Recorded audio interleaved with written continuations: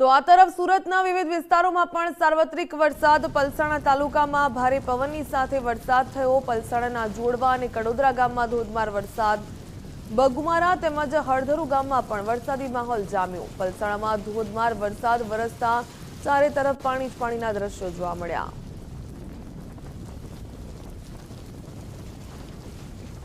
अनेक विस्तारों धोधमार वरसाद थई रह्यो छे। पलसाणामां धोधमार वरसाद त्यारे सूरतना विविध विस्तारों सार्वत्रिक वरसाद जोवा मळ्यो। पलसाणा तालुका छे त्यां भारे पवननी साथे वरसाद खाबक्यो।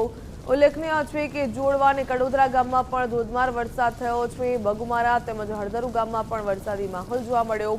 धोधमार वरसादने पगले पाणीना दृश्यो जोवा मळ्या छे। उल्लेखनीय छे કે મેઘરાજાની પધરામણી અનેક વિસ્તારોમાં થઈ ચૂકી છે। ભારે ધોધમાર વરસાદની સાથે જે પ્રકારે રસ્તાઓ છે તે પાણી જ પાણી જોવા મળ્યા।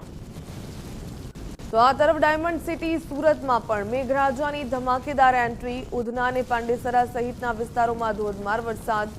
લીંબાડ સહિત આસપાસના વિસ્તારોમાં વરસાદી માહોલ જામ્યો। ગાજવીજ અને કાળા ડિબાંગ વાદળોની વચ્ચે મેઘરાજાની એન્ટ્રી થઈ।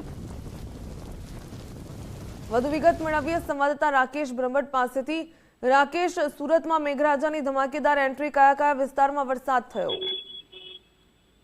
જે હવામાન વિભાગે કરેલી આગાહીના પગલે પ્રી મોન્સૂન હાલ થઈ ચૂકી છે। હવે ભાગરૂપે આજે વહેલી સવારથી સુરતના અલગ અલગ વિસ્તારોની અંદર જે ગાજવીજ સાથે વરસાદની પધરામણી છે તે જોવા મળી હતી। જેમાં ઉધના, પાંડેસરા, સચિન, લીંબાયત, ખટોદરા સહિતના જે વિસ્તારોમાં છે તે મેઘરાજાની ધમાકેદાર એન્ટ્રી છે તે જોવા મળી હતી।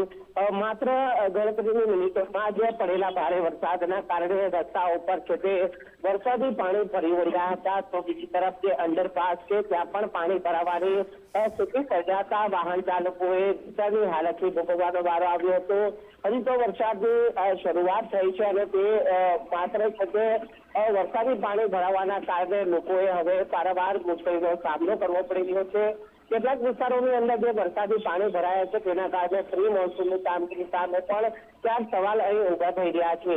બીજી તરફ જે સુરતના જે નીચાણવાળા વિસ્તારો છે તે નીચાણવાળા વિસ્તારોમાં આ વરસાદી પાણી છે તે સૌથી વધુ ભરાયા હતા, પરંતુ હાલ વરસાદે જયારે વિરામ લીધો છે ત્યારે સમગ્ર વાતાવરણ ઠંડકમય બન્યું છે અને જે વિસ્તારોમાં પાણી ભરાયા હતા તે વિસ્તારોમાં પાણી હાલ ઓસરી ચૂક્યા છે।